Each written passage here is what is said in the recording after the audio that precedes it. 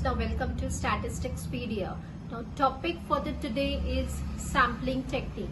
Now आज हम जो है वो कुछ questions, different type of multiple questions हम practice करेंगे which are similar to your Rajasthan University entrance exam. So sampling technique जो है वो आपका maximum weightage जो है वो cover करता है.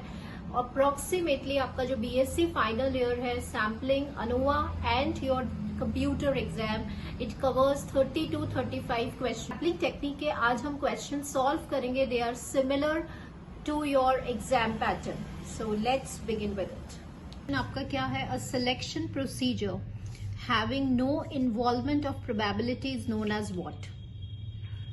तो अभी देखिए क्या है कि हमारे पास even I tell you the answers also और मैं आपको फुल एक्सप्लेनेशन बताऊंगी. देखिए क्या है, सैम्पलिंग टेक्निक जो होती हैं वो दो मेथड से हम इसको सॉल्व करते हैं. सो स्टूडेंट सैम्पलिंग जो है वो कैटेगराइज्ड है इनटू टू वेज. दो मेथड्स होता है, एक होता है सैम्पलिंग प्रोबेबिलिटी सैम्पलिंग, एक होता है आपका नॉन प्रोबेबिलिटी सैम्पलिंग. अब प्रोबेबिलिटी सैम्पलिंग मतलब this is also known as a random sampling. ठीक है, मतलब कि आप जो भी यूनिट्स ड्रॉ कर रहे हैं अपने पॉपुलेशन से उनका एक स्पेसिफिक प्रोबेबिलिटी होता है, एक स्पेसिफिक चांस होता है फॉर सिलेक्शन. जैसे आपने सिंपल रैंडम सैम्पलिंग पढ़ा होगा, stratified, systematic, cluster, multi stage, that all comes under the head of probability sampling. Non probability मतलब आप जो भी यूनिट सेलेक्ट कर रहे हैं पॉपुलेशन में से उनकी कोई चांस नहीं है. ठीक है, जैसे कि we have studied judgement sampling, purposive sampling, then we have studied quota sampling. तो ये जो सारे सैम्पलिंग टेक्निक्स हैं, ठीक है, कन्वीनियंस सैम्पलिंग, तो ये सारे sampling techniques non probability non random techniques के इनको हम कहते हैं. ठीक है, तो इट ऑल डिपेंड्स, जो भी आप यूनिट्स अपने पॉपुलेशन से सेलेक्ट कर रहे हैं, that all depends upon the investigator, upon the personal will of an investigator. ठीक है, इसीलिए इन मेथड्स को बायस्ड मेथड कहा जाता है. तो क्वेश्चन क्या है? A selection procedure having no involvement, जहां पे कोई भी प्रोबेबिलिटी का इन्वॉल्वमेंट नहीं है तो वो क्या होता है? Non probability. तो क्या जजमेंट सैम्पलिंग नॉन प्रोबेबिलिटी है? Yes, it is right. Purposive sampling, that is also right. And subjective sampling. Now subjective मतलब biasness. What do you mean by subjective? That means तो अभी ये जो सैम्पलिंग टेक्निक है इसको कौन सेलेक्ट कर रहा है? इन्वेस्टिगेटर. इन्वेस्टिगेटर अपने जो विल है उस पर सेलेक्ट कर रहा है. ठीक है, तो यहाँ पे ये कम्प्लीटली बायस्ड मेथड है. दैट मीन्स ये कैसी प्रोबेबिलिटी है? सब्जेक्टिव सैम्पलिंग है. So answer for this question will be all of the above. Now moving on to the next question, the discrepancy. ये जो वर्कशीट हम सॉल्व कर रहे हैं इसमें आपके एक्स्ट्रा क्वेश्चंस भी हैं और कुछ क्वेश्चंस आपके प्रीवियस ईयर एग्जाम में आए हुए हैं. The discrepancy. Now what is the discrepancy? Discrepancy means the difference between the sample estimate and the population parameter is termed as what? देखिए, जो भी डिफरेंस होता है आपके सैंपल एस्टिमेट में और पॉपुलेशन पैरामीटर में उसको हम बोलते हैं सैम्पलिंग एरर. ठीक है, so answer for this question will be this sampling error. Factors upon which the domain of the survey depends. इसका मतलब क्या होता है कि जब आप कोई भी सैंपल सर्वे कंडक्ट करते हैं तो क्या क्या फैक्टर्स आपको कंसिडर करने रहते हैं. जैसे आपको डिफाइन करना होता है कि सर्वे का क्या पर्पस है, what is an objective of the survey. आप कौन सी पॉपुलेशन में से सैम्पलिंग यूनिट्स जो है वो ड्रॉ करेंगे, सैम्पलिंग फ्रेम आपका क्या रहेगा. ठीक है, कौन सा डेटा आप कलेक्ट करेंगे और what are the methods for collection of the data. ठीक है, फिर आप तो ये फील्ड इन्वेस्टिगेटर्स आप सेलेक्ट करते हैं, है ना, जो पर्सनल इन्वेस्टिगेटर्स हैं जो आपके डेटा को कलेक्ट करेंगे, कितना रिसोर्सेज हमारे पास अवेलेबल हैं. तो ये सारी ही चीजों को देखते हुए हम कोई भी एक सैंपल सर्वे कंडक्ट करते हैं. तो क्वेश्चन है कि वो सारे फैक्टर्स बताइए जिसपे आपका सर्वे डिपेंड करता है. तो objective of the survey, that's true, क्योंकि जो भी आप सर्वे कंडक्ट कर रहे हैं उसका पर्पस आपको पता होना चाहिए. रिसोर्सेज भी हमें पता होने चाहिए कि हमारे पास टाइम, जो मैन पावर है, जो कॉस्ट है वो कितनी अवेलेबल है. Availability of time, that is also again true, and all of the above. So answer for this question will be all of the above. Now next question, ये बहुत frequently आता है आपके एग्जाम पेपर में. that sampling frame is the method of drawing the sample. No, sampling frame मतलब क्या होता है, एक list of all the sampling units. ठीक है, आपके पॉपुलेशन को जैसे एक गाइड होता है, एक मैप होता है, ठीक है, जो आपको डायरेक्शंस में हेल्प करता है, बिल्कुल वैसे ही आप जब सारी सैम्पलिंग यूनिट्स जो पॉपुलेशन के यूनिट्स है उसको जब आप लिस्ट कर देते हैं तो उसे हम सैम्पलिंग फ्रेम कहते हैं, क्योंकि उसकी हेल्प से हम इजीली अपने सैंपल को ड्रॉ कर सकते हैं. तो सैम्पलिंग फ्रेम क्या है, the list of all the units of the population. So answer for this question will be B. Now students, sometimes आपके एग्जाम पेपर में लिखा होता है list of sampling units of the population, तब भी आपका it is sampling units of the population, then that is also known as a sampling frame. ठीक है. Next question. देखिए, if we draw a sample of size small n from a population of capital N units, then the FPC, that is finite population correction, क्या होगा. Now इसको समझने के लिए student सबसे पहले हमें ये पता होना चाहिए कि what do you mean by sampling fraction. आपने ये पढ़ा होगा कि sampling fraction क्या होता है, इस पर भी कई बार क्वेश्चन आ जाता है. तो sampling fraction होता है आपका small n by n, जो आपका ratio of the sample size to the population size, और इसको हम रिप्रेजेंट करते हैं स्मॉल ऑफ एफ से. ठीक है, अभी आपको बताना है एफपीसी. एफपीसी मतलब होता है फाइनाइट पॉपुलेशन करेक्शन. तो इसका फॉर्मूला क्या होता है, 1 minus F. And what is F. F जो है वो सैम्पलिंग फ्रैक्शन है. तो जब आप ये पुट करेंगे तो आपका आंसर क्या होगा, ये होगा. ठीक है, तो अब आपको ये याद रखना है, कई बार सैम्पलिंग फ्रैक्शन निकालना होता है. तो ratio small N by capital N, and what is finite population correction, it is 1 minus F. तो हम इसका आंसर देखते हैं, n minus N by capital N. Answer for this question will be this. Next देखिए students, the variance of the data, ये आपको data given है, उसका वेरिएंस है 37.5. then the variance of this data be what. So here I would like to tell you, सबसे पहले हम data observe करेंगे कि यहाँ पे जो डेटा है वो क्या है. सपोज यहाँ पे आप देख रहे हैं कि आपका जो न्यू डेटा है, सपोज लेट्स से हमने इसको y से रिप्रेजेंट किया, एंड x जो है वो आपका ओरिजिनल डेटा है. If you want to relate this and this, तो आप देख रहे हैं 5 था तो 7 हो गया, 11 था तो 13 हो गया, 13 था तो 15 हो गया, 19 था तो 21 हो गया, मतलब +2 हो रहा है.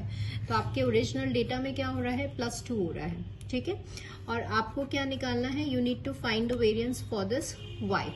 सो how to find. Now students, we know the property कि ax plus b, it is nothing but it is a square variance of x. yes, so now what do you mean by this. यहाँ पे ये क्या है, इसको हम कहते हैं origin. And what is this, this is known as a scale. जब किसी भी कांस्टेंट को आप ऐड कर रहे हैं या सब्ट्रैक्ट कर रहे हैं तो उसे ओरिजिन कहा जाता है. किसी भी कांस्टेंट को आप मल्टीप्लाई कर रहे हैं या डिवाइड कर रहे हैं तो उसे स्केल कहा जाता है. तो वेरिएंस की एक बहुत इंपॉर्टेंट प्रॉपर्टी है, उसी पर बेस्ड ये न्यूमेरिकल क्वेश्चन दिया गया है कि वेरिएंस जो होता है it is only affected by the scale, उसको ओरिजिन से कोई फर्क नहीं पड़ रहा. तो आप यहाँ देख रहे हैं कि आपका जो न्यू डेटा है उसमें +2 हो रहा है. And what is +2. +2 मतलब आप किसी भी कांस्टेंट को ऐड कर रहे हैं, मतलब this is origin. And variance जो होता है it is unaffected by origin. तो it is nothing but it is equal to your variance of x only. तो जो वेरिएंस आपके ओरिजिनल डेटा का था वही वेरिएंस आपके न्यू डेटा का होगा. सो answer for this question will B 37.5. So this is a very good question, और इसी तरह से हम अपनी प्रॉपर्टीज को क्वेश्चन में इम्प्लीमेंट करते हैं. नाउ नेक्स्ट क्वेश्चन देखिए, अ सिस्टमैटिक सैम्पलिंग मीन्स. तो सबसे पहले before reading to the 4 options हमें ये पता होना चाहिए कि सिस्टमैटिक सैंपल क्या होता है. सिस्टमैटिक सैंपल मतलब ये होता है कि जो आपकी यूनिट्स है वो किसी स्पेसिफिक इंटरवल्स पे सेलेक्ट होती है. ठीक है, तो आपके जो इंटरवल है वो इक्वली स्पेस्ड होनी चाहिए. तो इस इक्वली स्पेस्ड इंटरवल्स पे जब आप सैम्पलिंग यूनिट्स को या आप यूनिट्स को सेलेक्ट करते हैं फ्रॉम द पॉपुलेशन में से, तो जो आपका सैंपल बनता है that constitutes your systematic sample. तो ऐसे हम सिस्टमैटिक सैंपल को सिलेक्ट करते हैं. ठीक है, ये जो इंटरवल है दैट मस्ट बी इक्वल.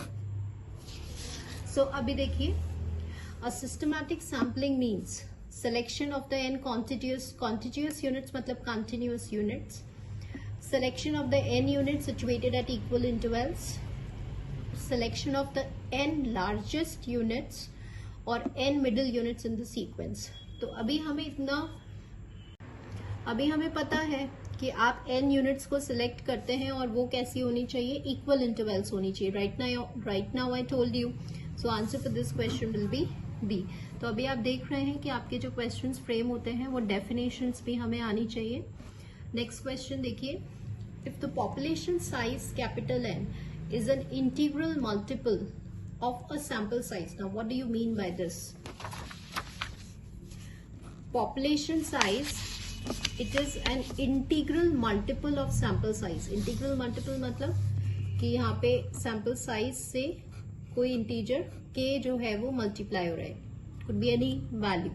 ठीक है, तो फिर जो सिस्टमैटिक सैम्पलिंग होगा उसे हम क्या कहते हैं? तो स्टूडेंट्स, हमारे जो सिलेबस है फॉर्मूला होता है, और k कैसे डिसाइड होगा आपका? सैम्पलिंग, अगर आपको k की वैल्यू निकालनी है तो ये आपका k हो जाएगा. ठीक है, this is known as a sampling interval. तो इसे हम कहते हैं लीनियर सिस्टमैटिक सैम्पलिंग. ठीक है, and if this is not equals to this, अगर ये इंटीग्रल मल्टीपल नहीं है तो फिर हम इसको कहते हैं सर्क्यूलर सिस्टमैटिक सैम्पलिंग. तो अभी आपका क्वेश्चन क्या है? Size is an integral multiple, that means capital N is equal to small n into k. तो जब ये ऐसा है तो then it is known as a linear systematic sampling. अगर ये नॉट इक्वल होता तो इसका आंसर होता सर्क्यूलर सिस्टमैटिक सैम्पल. ठीक है, now moving on to the next question. अभी आपका थोड़ा सा मैथमेटिकल क्वेश्चन आ गया. Consist of 200 pages, then which of the following is a possible systematic sample of size 5? तो सबसे पहले आपको क्या गिवन है कि आपके पॉपुलेशन का आपके बुक में टोटल नंबर ऑफ पेजेस कितने थे? 200. और अभी आपको सिस्टमैटिक सैंपल, इसमें से आपको चूज करना है कि कौन सा सिस्टमैटिक सैंपल होगा, और सैंपल की साइज क्या है? 5 है. तो कैसे चूज करते हैं? अभी आपको पता है कि आपका ये है. देन हाउ टू डिसाइड के capital N by small n. तो आपको 200 को डिवाइड करना है 5 से, तो k आ गया आपका 40. Yes, k is 40. Now what do you mean by k 40? मतलब कि आपने यहाँ पे आपका जो सैंपल है उसमें 5 यूनिट्स है ये, और इनके बीच का जो डिफरेंस है उसमें कितना इंटरवल होना चाहिए? 40 इंटरवल होना चाहिए जो आपने निकाला है. तो अब आप हर डेटा में चेक करिए इसके और इसके बीच का डिफरेंस कितना है. तो यहाँ आप देख रहे हैं इट इज 55. इसके और इसके बीच का डिफरेंस 55. तो ये सिस्टमैटिक सैंपल नहीं हो सकता.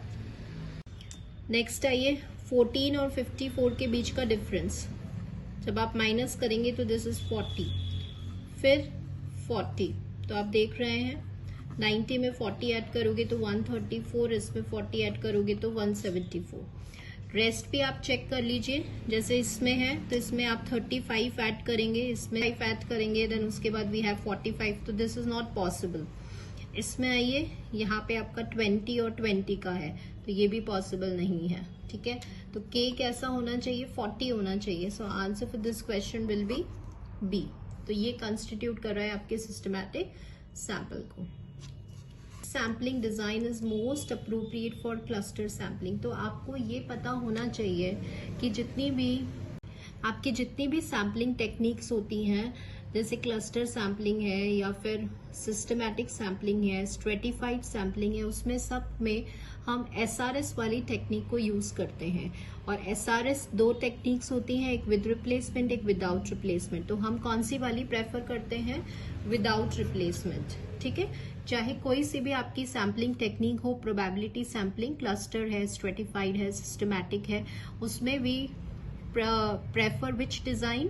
Simple random sampling without replacement. So answer for this question will be SRSWOR. Next देखिए, there are more chances of non-sampling error than the sampling error in case of which investigation? So students we have two type of errors, ठीक है। Errors जो है वो आपके sampling में, एक आपकी सैम्पलिंग एरर होती है और एक आपकी नॉन सैम्पलिंग एरर होती है, ठीक है। तो सैम्पलिंग एरर जो है वो कहाँ, जब आप सैंपल सर्वे कंडक्ट करते हैं तो उसमें ये एरर आपकी प्रेजेंट रहती है, ठीक है। एंड नॉन सैम्पलिंग एरर जो है वो दोनों में प्रेजेंट रहती है, सैंपल और सेंसस इन्वेस्टिगेशन दोनों के अंदर। बिकॉज सैम्पलिंग एरर क्यों अराइज होती है, क्योंकि आप एक सैंपल को स्टडी करके पॉपुलेशन कैरेक्टरिस्टिक्स के बारे में इन्फ्रेंस ड्रॉ करते हैं, that's why sampling error arises.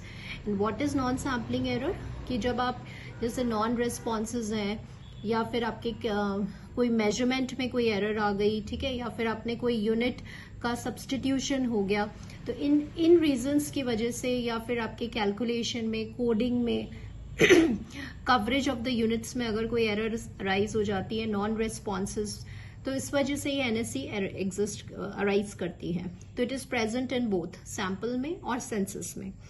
तो क्वेश्चन है कि जो नॉन सैम्पलिंग एरर के चांसेस हैं वो ज्यादा किस में होगी, तो ऑब्वियसली ये ज्यादा किसके अंदर होगी, सेंसस इन्वेस्टिगेशन। सेंसस इन्वेस्टिगेशन क्यों होगी, ज्यादा क्यों होगी, क्योंकि आपकी जो नंबर ऑफ यूनिट्स हैं, आप पॉपुलेशन स्टडी जब करेंगे तो उसमें जो आप पूरी एंटायर पॉपुलेशन की यूनिट्स को एनालाइज करेंगे, उसको एन्यूमरेट करेंगे, तो जो एरर के चांसेस हैं मेजरमेंट में, कोडिंग में, कवरेज में, नॉन रिस्पॉन्सेज में, वो ऑब्वियसली ज्यादा होंगे as compare to sample investigation. So students, आज हमने फर्स्ट 10 क्वेश्चंस जो हैं वो थ्योरेटिकल क्वेश्चंस किए हैं, ठीक है।